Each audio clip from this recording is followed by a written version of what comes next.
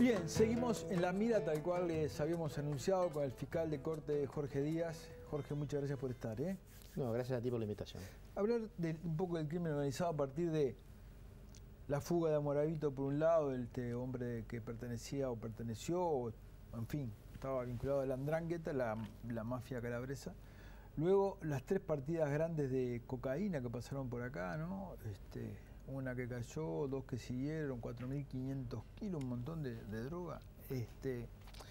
Cuando uno habla del delito común,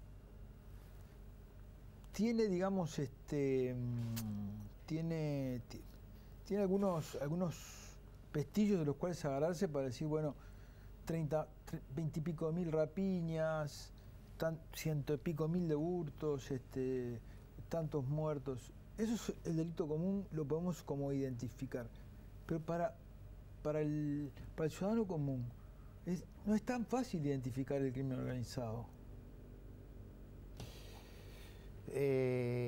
No en un país como Uruguay, donde no tenemos manifestaciones de crimen organizado con el nivel de violencia que pueden existir, por ejemplo, en Centroamérica, con las maras o las pandillas, o ese tipo de organizaciones criminales que practican no solamente el tráfico de droga y de armas, sino la extorsión, el secuestro, en fin, delitos de una extrema violencia, por decirlo de alguna manera.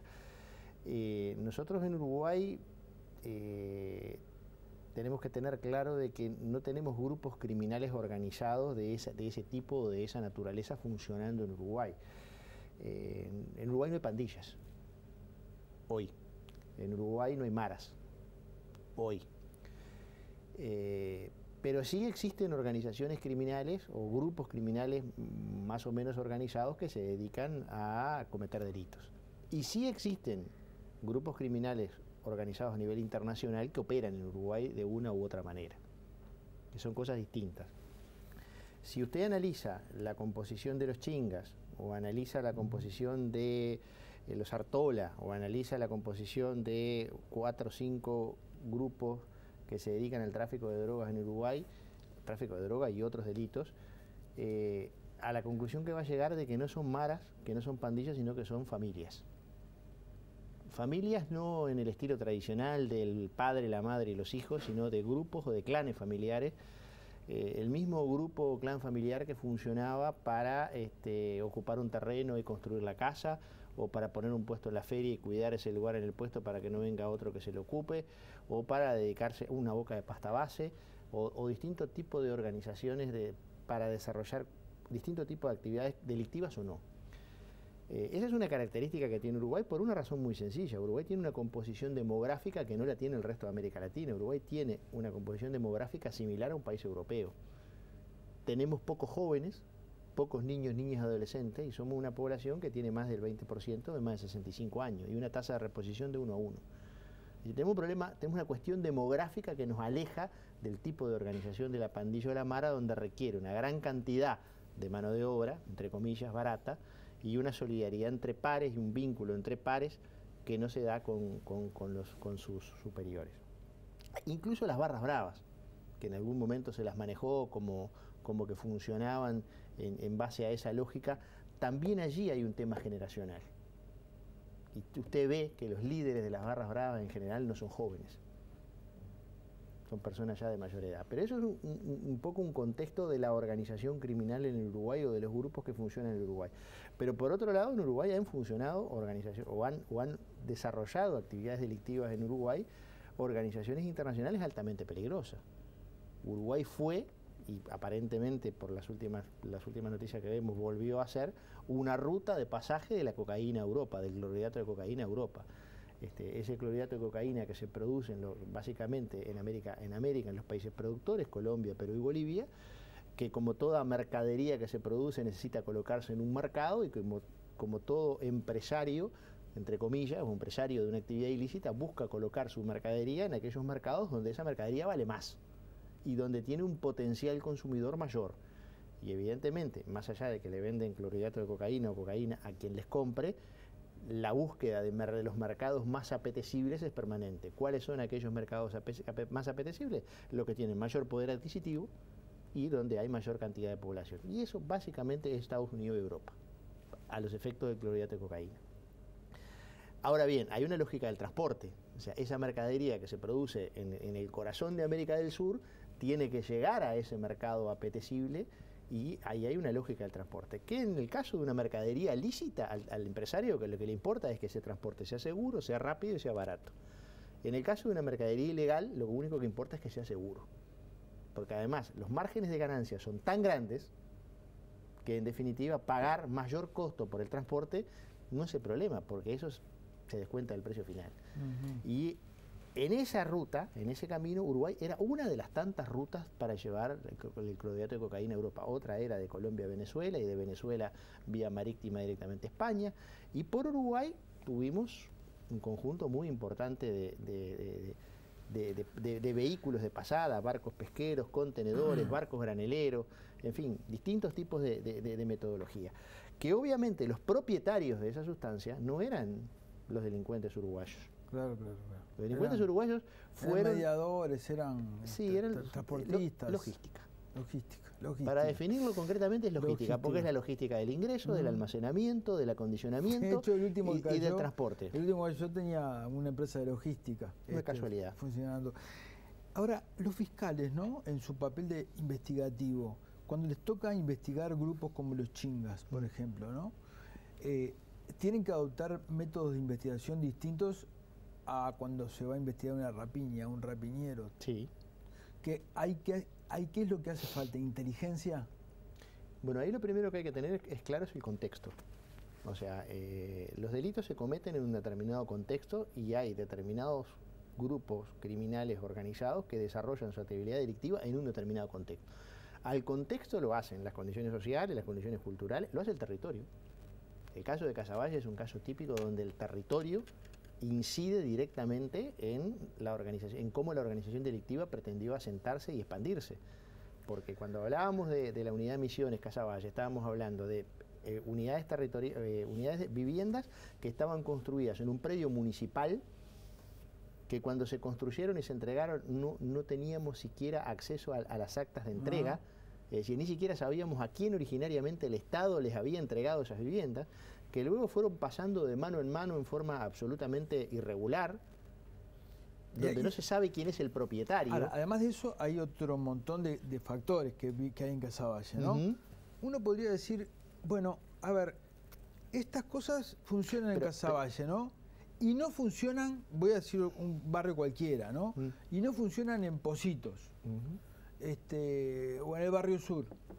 Entonces uno puede decir, ¿qué hay en el barrio sur que sí hay en Casaballe o viceversa, como para que esto pase acá y no pase en Positos o en el barrio sur? ¿Por qué no se desarrollan ese tipo de delito y de organización en otros barrios y sí en ese tipo de barrio? Bueno, hay una primera cuestión que es lo que volvemos a la respuesta anterior, al contexto. El contexto lo hace el territorio, lo hace la composición demográfica de ese territorio, lo hace la composición social de esas personas. Es decir, tú tenés en un determinado barrio, me nombraste dos barrios. En un barrio vive el 10% de la población de Montevideo, que es Posito, pero vive el 10% de la población que tiene un poder adquisitivo medio alto. Sí. En el otro vive un conjunto importante de la población de Montevideo que tiene un poder adquisitivo medio bajo. Si analizás la composición demográfica, te vas a encontrar que probablemente existan más niños, niñas, adolescentes y jóvenes en Casaballe que en Positos. Mire que esta pregunta, yo sé que mucha gente decirá, pero este tarado pregunta una cosa que es una cosa absurda, ¿no? Allí, pero yo quería dar, este era el primer paso para dar otro. Usted va a encontrar allí jóvenes, analfabetos funcionales, pobres y adictos. Entonces, ¿la pobreza tiene que ver con el delito? Yo creo que con la composición, con determinados delitos, sí. Porque muchos dicen, no, ¿por qué vinculan la pobreza con el delito? No hay ningún vínculo de la pobreza con el delito. Los pobres también son honestos, te tiran, ¿no? Como queriendo con esa frase pasar por encima de un montón de... Pero Gabriel, en los barrios más pobres de Montevideo se cometen la mayor cantidad de delitos. Es decir, que en los barrios más pobres de Montevideo viven los victimarios y viven las víctimas. Cuando se habla de nosotros y el ellos... Claro. Y se quiere significar que de un lado nosotros los ciudadanos honestos, del otro lado ellos los delincuentes, y queremos trazar como un imaginario que es Avenida Italia, y como que los que vivimos de este lado somos nosotros y los que viven del otro lado es el ellos, estamos cometiendo un grave error conceptual. Primero que la única que puede decir quiénes son nosotros y quiénes son ellos es la justicia, porque la única forma de vulnerar el principio de inocencia es con un fallo judicial. Punto, se terminó la historia, no podemos diferenciarlos de otra manera. Y segundo, es un error conceptual porque de aquel lado viven la mayoría de las víctimas. Porque no hay que olvidarse de eso, porque la mayoría de los delitos se cometen de aquel lado. Entonces, ese nosotros y ellos, nosotros fuéramos a ser es falso. Si nosotros fuéramos a ser las víctimas, hay más nosotros del otro lado. Del otro lado, exactamente. Pero ahí hay que entender una situación. Nosotros vivimos en una sociedad, el Uruguay vive en una sociedad que tiene una gran fractura. Y esa fractura es innegable. Esa fractura uno lo ve desplazándose por la ciudad. Hay un tema de oportunidades, hay un tema de necesidades de consumo que se van generando, porque vivimos en una sociedad de consumo donde todos los días le estamos diciendo a los jóvenes, si no tenés el vaquero marca tal, o las bases, los championes marca tal, o la campera marca tal, no existís. Pero, a ver, Jorge, voy al origen, me retrotraigo al comienzo del gobierno, de los gobiernos de izquierda, donde con el paso del tiempo y a la sombra de la ausencia, digamos, de resultados, vamos a suponer que ausencia de resultados porque los delitos han crecido. Pero los delitos vienen creciendo del 85 hasta acá. Por eso, yo no sé cómo plantearlo, pero... han crecido más o menos, pero crecido siempre. Exacto, hay dos cosas que en el Uruguay crecen siempre, que son los delitos y la cantidad de privados de libertad. Exacto. Entonces, mucha gente decía, bueno, pero está mal que la izquierda tenga como ese leitmotiv de que combatiendo la pobreza y combatiendo la marginalidad se combate el delito, ¿no? Y se tildó a eso de un error conceptual. Y sin embargo, yo si hago una lectura de lo que usted me está diciendo, yo digo, bueno, pero por tanto, entonces si no tuviéramos todo este sector de marginales, si no tuviéramos esa marginalidad que avanza por la sociedad, si no tuviéramos esa falta de educación, si no tuviéramos esa falta de movilidad social, no tendríamos tantos delitos. A ver, entender que la seguridad es un tema complejo y que no admite respuestas lineales es lo primero que deberíamos entender para enfocar este tema. Si nosotros seguimos buscando respuestas lineales, no vamos a obtener resultados o vamos a obtener muy malos resultados. Durante mucho tiempo en el país se desarrolló una determinada política pública de seguridad basada estrictamente en la represión y no se asociaba a los factores preventivos a los factores sociales. Los delitos crecieron. Tuvimos campañas de orden y mando, leyes de seguridad ciudadana, leyes de seguridad del Estado, leyes de seguridad tal. Básicamente se aumentaron los delitos, se crearon nuevos delitos, se aumentaron las penas, se aumentaron las agravantes. El resultado fue, aumentó la población carcelaria y los delitos siguieron creciendo. Con posterioridad se sostuvo la tesis contraria, es decir, bueno, en realidad el problema del origen de la delincuencia es un problema socioeconómico, está el problema de la pobreza, el día que se resuelve la pobreza y la indigencia se termina el delito. Bajó la pobreza, bajó la indigencia y los delitos siguieron aumentando. ¿Qué quiero decir con esto? Que yo creo que no hay una respuesta particularmente sencilla a este problema y que una política pública de seguridad, yo me lo voy a repetir hasta el cansancio, requiere dos factores, el factor de la prevención y el factor del control o la represión. Si yo pongo todas las manzanas en este canasto, no voy a resolver el problema, y si los pongo todos en esta, tampoco voy a resolver este problema. Esto es una cuestión conjunta. Y cuando hablo de políticas de prevención, porque no hay mejor cosa que evitar que algo ocurra, es lo que menos se valora, ¿no? Pero no hay mejor cosa que evitar que algo ocurra. Sí. Entonces, los factores de prevención, me estoy refiriendo al patrullero en la esquina y a la policía y al patrullaje, la prevención y el orden público, pero me estoy refiriendo a factores de prevención que son factores sociales, que son factores económicos, que son factores de seguridad estructural. Y le pongo un ejemplo de qué quiero decir con factores de seguridad estructural. ¿Por qué se reventaron 80 cajeros, 60 cajeros en el Uruguay? porque teníamos un determinado tipo de cajeros y no teníamos medidas de seguridad estructurales. ¿Cuándo se terminó el problema de los cajeros? ¿Cuando agarramos a todos los delincuentes? No. Se terminó cuando se adoptaron las medidas estructurales que evitaron que ya al delincuente no le servía reventar el cajero, o no era tan fácil reventar el cajero. Se adoptó el entintado y se tomaron determinadas medidas y ahí se terminó.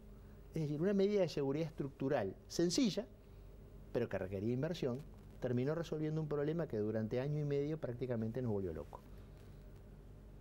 Ahora, esa es la prevención. Sí. Y después la política de investigación y de persecución criminal.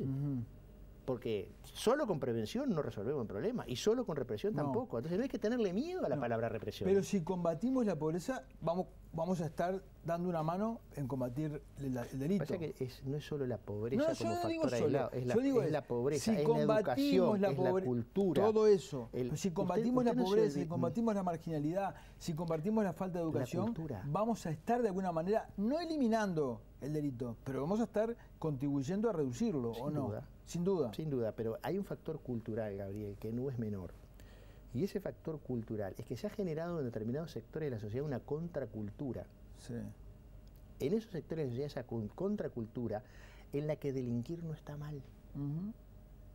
Entonces es mucho más profundo el tema que un mero tema económico, o un mero tema laboral. No, es mucho más profundo, es cultural. Y esas barreras culturales, cuando se rompen, hay que reconstituirlas, y reconstituirlas lleva tiempo. El ciudadano me podrá decir, bueno, yo no puedo esperar que se reconstituyan para vivir con seguridad porque quiero, y tiene razón, pero la política del Estado en general, en definitiva, debe apuntar a las dos facetas, a la faceta represiva. Y mire que no se me confunda, yo no estoy hablando de una cuestión naif, estoy hablando que cuando hay que reprimir, punto. Hay que investigar, hay que sancionar y los delincuentes hay que mandarlos presos. Claro, pero del otro lado, si yo, ¿sabe qué pasa? Esta parte, esto que usted se ha comido todo el debate. Eso, porque además es tan obvio, el que diga lo contrario está mal, es obvio. O sea, aquel tipo que viola la ley tiene que ser sometido a la justicia y si la justicia determina que vaya preso, va preso. Punto. Es así. No admito otra discusión. Exactamente. Sin embargo, el otro plato, o la otra discusión, el otro cajón, es de una elaboración conceptual, intelectual y de un desarrollo y una ejecución de políticas públicas mucho más complejo que esto. Sin duda. Mucho más complejo que esto. Pero además hay otra cosa, hay una cuestión que tiene que ver con la política carcelaria. Hay quienes creen que cuanto mayor cantidad de personas privadas de libertad, estamos mejor. Yo no digo que eso no pueda tener un efecto respecto de la seguridad, pero también hay un problema, que cuanto más aumentan las personas privadas de libertad, más aumenta el circuito ese de persona que comete el delito, ingresa a la cárcel y como de la cárcel se sale, y se sale peor de lo que se entra, vuelven a cometer delito. Y eso se va transformando en un círculo, que cuanto más gente entra en ese círculo, más grande es la porción de ciudadanos que se dedican al delito. Muchas veces por la sencilla razón de que uno sale de la cárcel y no consigue trabajo, o no está formado para ingresar al mercado laboral, o no se trabajó durante el pasaje de ese individuo por el sistema carcelario para que efectivamente pueda tener una oportunidad cuando salga, o se trabajó con alguno. A ver, se me podrá decir, se le dan muchas oportunidades y no las aprovechan, es verdad, pero tenemos que ir sacando, en lugar de ir metiendo gente en ese circuito, tenemos que ir sacando gente de ese circuito. Pero fíjese esto, yo le hago una pregunta. El hecho de que haya más presos que hace 2, 3 años, ¿no?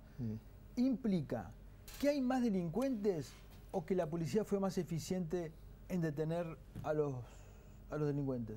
Bien, si usted traza una estadística del año 99 a la fecha, digo 99 por tomar una fecha que la tengo en la cabeza, usted en el año 31 de diciembre del 99 había aproximadamente 4.100, 4.200 personas privadas de libertad.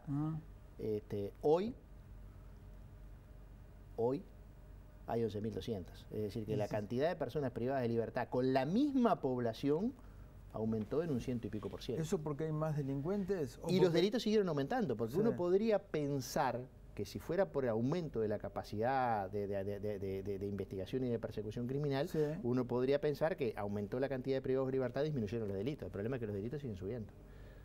Entonces nosotros Claro, tenemos pero- una constante... Pero también el tema de que los delitos sigan subiendo no es tan lineal en su interpretación, porque puede ser que uno antes No, hacía yo- una rapiña y se hacía 100.000 mangos, y ahora para hacerse 100.000 mangos tiene que hacer 15 rapiñas. Pero yo creo que es mucho más profundo que eso. A mí me No, parece yo lo que quiero es justamente es desmitificar o tratar de correr a un costado las cifras, porque cuando caemos en el cifrismo puede querer decir una cosa o puede querer decir otra. No, está bien, pero digo, hay una cuestión que es la siguiente. Nosotros hay un dato de la realidad. Históricamente, del 1985 a la fecha, los delitos han ido creciendo y los privados de libertad han ido creciendo. La población del Uruguay sustancialmente no cambió. Entonces, lo primero que debemos reconocer, tenemos un problema. Tenemos un problema. O sea, unas u otras políticas no le han dado en la tecla. Ujú.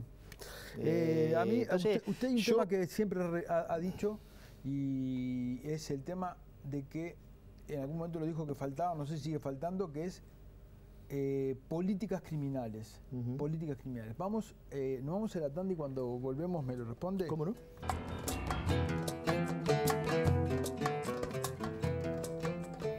Seguimos en la mira con el fiscal de corte Jorge Díaz. Yo le decía que usted ha repetido muchas veces la necesidad de tener una política criminal. ¿Qué significa eso? Bueno, una política criminal es una política pública, una política del Estado, que determina, en primer lugar, qué tipo de conductas constituyen delito y cuáles no. En segundo lugar, con qué gravedad o con qué pena se busca penalizar cada una de esas conductas. Y en tercer lugar, básicamente, en qué orden de prioridad los vamos a perseguir. En Uruguay tenemos un primer problema, es que tenemos un Código Penal del año 34. Por decir algo, porque del 34 para acá le hemos hecho tantas modificaciones al Código Penal que realmente hay un ministro del Tribunal de Apelaciones que dice que Uruguay sufrió un proceso de decodificación en lugar de codificación, porque son tantas las leyes que vamos claro. votando que en definitiva hay una cantidad de leyes extracódigo que realmente que algunas veces se pregunta Pero ya el solo hecho que ha hecho un código del 34 ya le dice bueno, entonces bastante, digo, ¿no? hay un debate que el Uruguay se debe y que no ha encarado todavía, y esa es la primer gran línea de política criminal.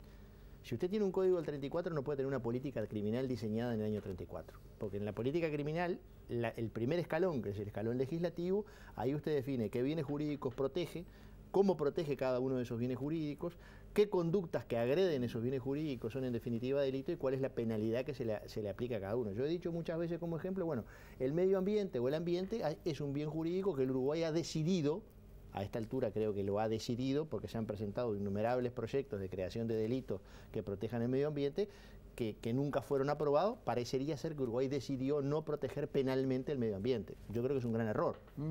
Pero bueno, ese es un ejemplo de un bien jurídico que no tiene tutela penal hoy.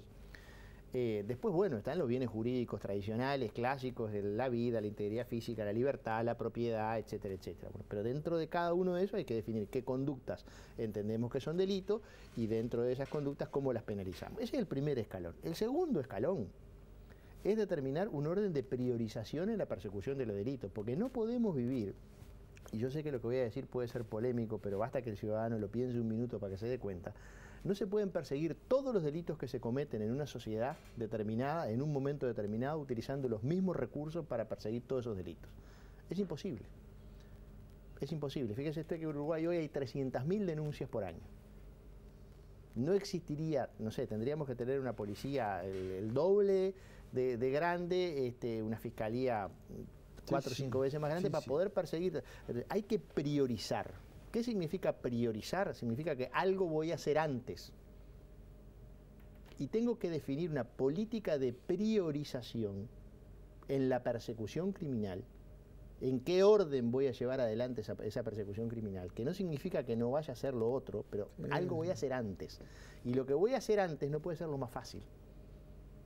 Que es lo que termina pasando en la práctica todos los días, porque si uno va a una fiscalía penal, lo que se va a encontrar es de que todos los días lo que se persigue es la flagrancia. Es decir, perseguimos al delincuente que es sorprendido infraganti delito. todavía, si usted quiere y me permite la afirmación, perseguimos al más ineficiente de los delincuentes porque es al que agarramos, ¿no? Claro. Y eso no es un orden de priorización de política de seguridad. Una política criminal buscaría, o debe buscar, o necesita buscar, que debamos perseguir primero aquellos delitos que causan más daño. ¿Y quién define eso? Bueno, en el diseño legal actual, bueno, está primero lo que establece el legislador, y después, en el diseño legal actual, la Fiscalía, a través del Consejo de Instrucciones Generales, debe marcar cuáles son aquellos delitos que se persiguen. Pero no hay que engañarse, porque la ley lo establece y porque la Fiscalía tiene la oportunidad de dictar instrucciones generales en ese sentido. Pero antes no había ningún organismo público que estableciera un orden de priorización. ¿Y sabe quién establece en la práctica el orden de priorización? La policía. ¿Sabe qué? ¿Por qué? Porque en el sistema anterior el 60% de las denuncias quedaban en el bolsón policial y no se enteraba ningún juez. Y del 40% que se le informaba a un juez, solamente el 20% se formaba expediente. Y el 5% terminaba una imputación. Entonces la policía terminaba siendo quien, en la práctica y en los hechos, y sin reglas preestablecidas, establecía la priorización. Ahora lo tiene que hacer la Fiscalía. La Fiscalía tiene una matriz de priorización. Ahora, no es tan fácil. Porque el que está todos los días en el territorio... Claro. Es el policía. Hay que estar ahí, estar ahí. ¿Sabe que en Colombia muchas veces se hacen seminarios o charlas sobre seguridad pública y quien va a dar la charla es un paisajista o es un arquitecto? ¿Por qué? Porque se aplicaron políticas en los barrios más duros, más complicados, donde se construyeron hermosas bibliotecas, hermosos lugares de paseo con las mejores condiciones. A esa gente, espacios públicos, a esa gente que siempre le tocó lo peor, le daban lo mejor, con los mejores artistas, con los mejores maestros, con los mejores docentes, y empezaron a ganarle espacio público al delito. Al traficante. Al traficante, básicamente. Un arquitecto. Acá siempre vemos policías. Cuando hay una mesa, siempre hay un policía. No, pero a ver, el policía tiene que componer... Lo que quiero decir es, estamos viendo demasiado, estamos policializando demasiado la discusión sobre seguridad pública. Bueno, creer que el problema de la seguridad es un problema estrictamente policial es un gran error. La policía es un componente fundamental. ¿Y hemos caído en ese error? Y tenemos una tendencia a eso, sí. Tenemos una tendencia a eso, y eso uno lo ve todos los días, incluso hasta en el reclamo de la gente, ¿no? Claro. Identificar inmediatamente a la policía como... A ver, yo no digo que no sea responsable, no, está claro. Y no digo que no tenga un rol fundamentalísimo que cumplir, digo que exclusivamente centralizarlo en la labor policial es un gran error conceptual, porque acá es como si nosotros hablamos que una política pública de seguridad incluye la prevención, los factores sociales, culturales, económicos, la prevención estructural, la educación, y del otro lado decimos que hay una investigación. Bueno, entonces digo, la policía tiene un rol que cumplir, pero no todos los roles. Y si usted me permite, llevado al caso de Uruguay, la intervención en Unidad Casaballe, ¿por qué se tiraron filas de viviendas en Casaballe? Y tiene una explicación muy sencilla. Ahí porque hay el territorio, cómo estaba diseñada la Unidad Casaballe, hasta desde la separación que existía entre un bloque de apartamentos y otro, y hasta ese bloqueo que existía en los pasajes que separaban un bloque del otro, eran evidentemente una arquitectura que fomentaba el delito. Claro.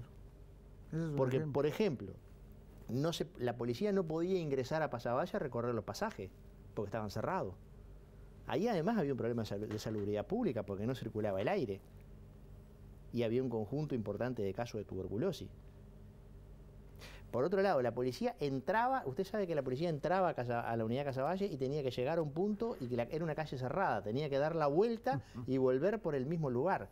Cuando el móvil policial volvía, lo apedreaban, lo baleaban. O sea, algo tan sencillo como permitir la circulación. Bueno, todo eso se fue haciendo, y se fue haciendo con la participación de arquitectos, de la Intendencia de Montevideo y la participación de arquitectos. El tirar bloques, filas, como se llama, de departamento, permita no solamente la circulación del aire, sino la circulación de personas por ahí adentro, o el patrullaje. Esas son cuestiones que necesariamente tienen que hacerse. Y ahí incide, sí, la arquitectura. incide el urbanismo. Y por eso cuando yo le hablaba del contexto, le hablo del contexto de la composición demográfica, le hablo del contexto de la composición desde el punto de vista socioeconómico, lo cultural, porque hay un dato de la realidad. Vamos mañana a una cárcel, a cualquiera, yo le doy a elegir la cárcel que usted quiera, de todo el país, y usted se va a encontrar que están llenas de jóvenes, pobres, analfabetos funcionales y adictos.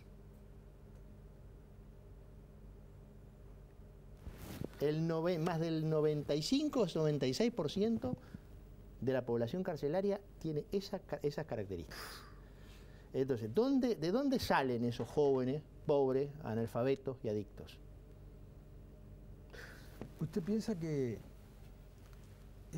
este dato y otros que usted manejó acá... Es un caldo de cultivo para otras cosas eso, ¿no? Ni que hablar, ni que hablar. Todos estos datos que usted maneja acá, ¿la dirigencia política los maneja? Bueno, yo creo que sí. Se supone que ¿Y por qué es tan errática? Bueno, no lo sé, no me corresponde a mí evaluarlos. Eso es una cuestión que la ciudadanía debe evaluar. Ahora tenemos una instancia electoral, la ciudadanía evaluará y decidirá en quién deposita la confianza de la conducción. Las decisiones de política criminal son decisiones políticas. Son decisiones políticas. Son decisiones políticas. ¿Usted está de acuerdo en que si tomamos el Uruguay de los últimos 40 años y el resultado que hemos tenido hoy, hemos venido con algunos éxitos, pero básicamente hemos venido de fracaso en fracaso? Yo creo que en algunas cosas nos hemos visto superados por determinadas realidades que son bastante más complejas y evidentemente no hemos terminado de darle la tecla, ¿no? ¿No hemos estado a la altura por falta de comprensión de esa realidad? Porque hay que comprenderla esa realidad, ¿eh? O sea, hay muchos sociólogos que van, entran, estudian, pero hay muchos que nunca entraron, que nunca pasaron cerca y que tampoco logran comprender lo que significa ser pobre, irse a la cama durmiendo con olor a mierda y con los chanchos caminando por ahí sin comer. Hay gente que no tiene la idea de eso. ¿A usted le parece que estos fracasos, digamos, o que nos hemos visto superados por falta de capacidad intelectual o por una falta de empatía y de comprensión de esa realidad? No sé si soy claro. No soy yo quien que pueda dar esa respuesta, puedo tener una visión personal, pero no tiene un fundamento... Pero usted es una persona muy importante porque ve pasar por su despacho las peores cosas de las peores que pasan en nuestra sociedad. Sí, nosotros trabajamos con la patología del sistema. Exactamente. Todos los días. Exactamente. Lo que pasa es que incluso más, el otro día teníamos una reunión con un grupo de fiscales acá en Montevideo y me planteaban, esos fiscales me planteaban, ¿sabe qué pasa, doctor o Jorge, no me acuerdo cómo es, que cada día vienen más rotos? Refiriéndose a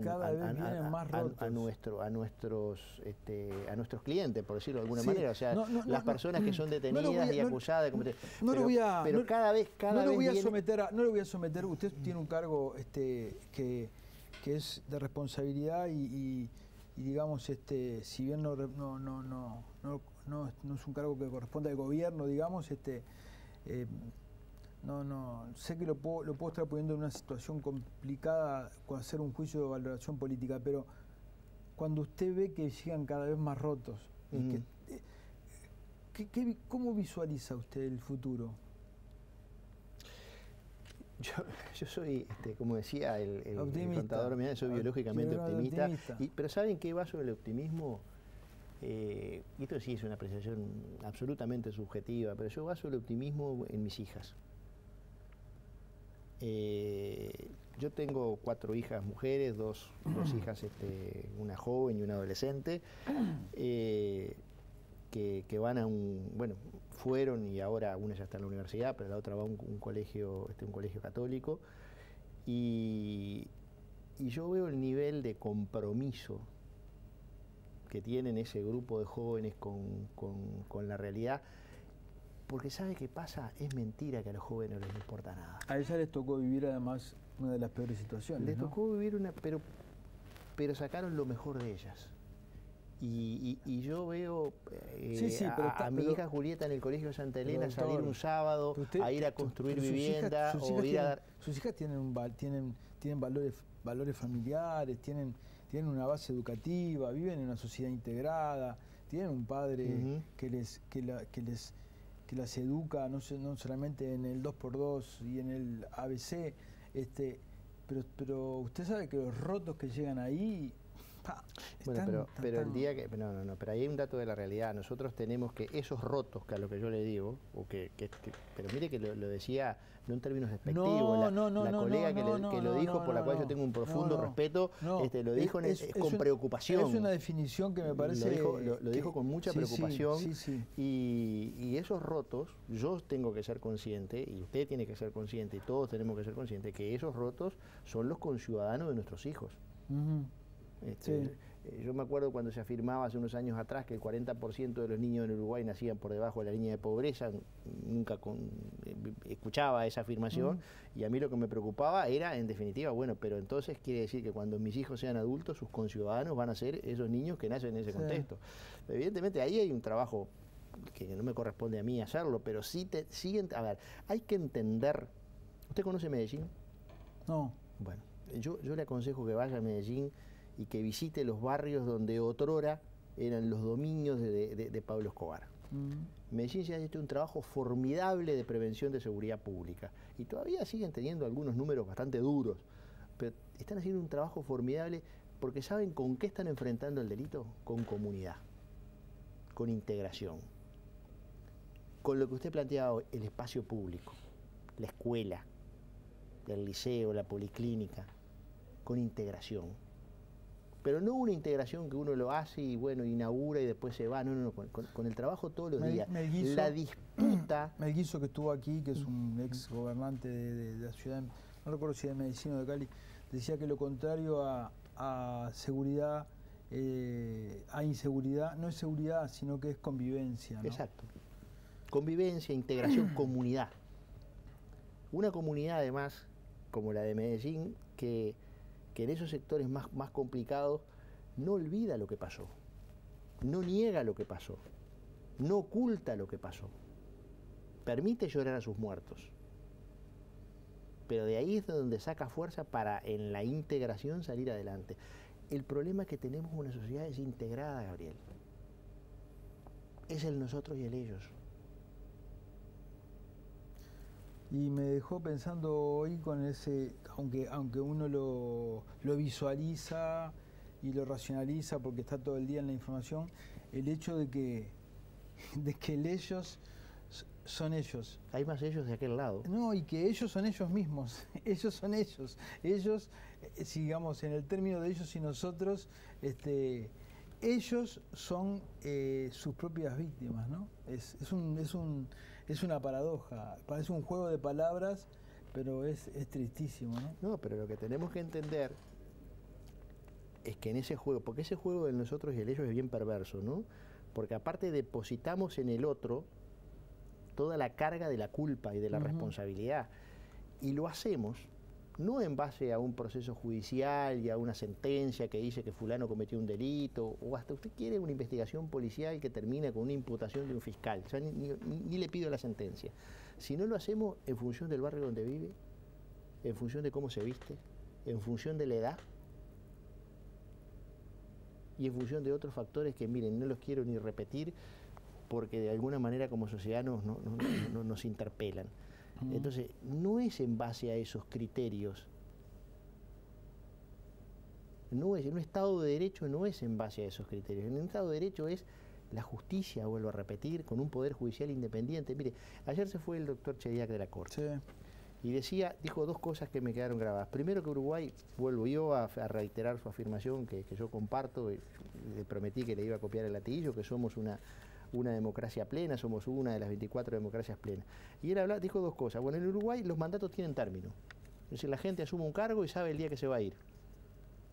Y la segunda cosa importante es que eso se cumple. que no es intentos de reelección. Claro, claro. No es solo saber. Ahora, esa institucionalidad que tenemos que utilizarla. Tenemos una gran ventaja que no podemos perder. El Estado está presente en todo el territorio nacional. Y cuando hablo del Estado no hablo solo de la policía. No es si la policía entra o no entra a determinado barrio. El Estado está en todos los barrios, porque en todos los barrios está la policía, hay una policlínica, o hay una escuela primaria, o hay un liceo, o hay... Esperemos no empezar a perder también eso, ¿no? Bueno, pero el día que perdamos eso, perdimos la batalla. Ahí sí perdimos la batalla. Yo creo que mi optimismo se centra en que tenemos las herramientas como para ganar la batalla. Doctor Jorge Díaz, muchísimas gracias por su tiempo, gracias por habernos acompañado. No, gracias por la invitación y la verdad por venir a este espacio que siempre me saca de los temas de todos los días y bueno, permite a uno reflexionar sobre temas que permiten buscar no la respuesta lineal. Yo me acuerdo una vez Andrés Ojeda, una vez contigo en un programa, dijo, si yo te digo este tema es complejo, ya entré perdiendo, porque la gente a veces quiere la respuesta lineal. Esto es así por esto. Entonces, cuando salimos del esto es así por esto, a veces la gente bueno, no, pero en realidad los problemas son complejos y no hay soluciones sencillas a problemas complejos. Muchas gracias. Gracias a ti. Gracias a ustedes por haber estado ahí. Los esperamos la semana próxima. Que pasen bien.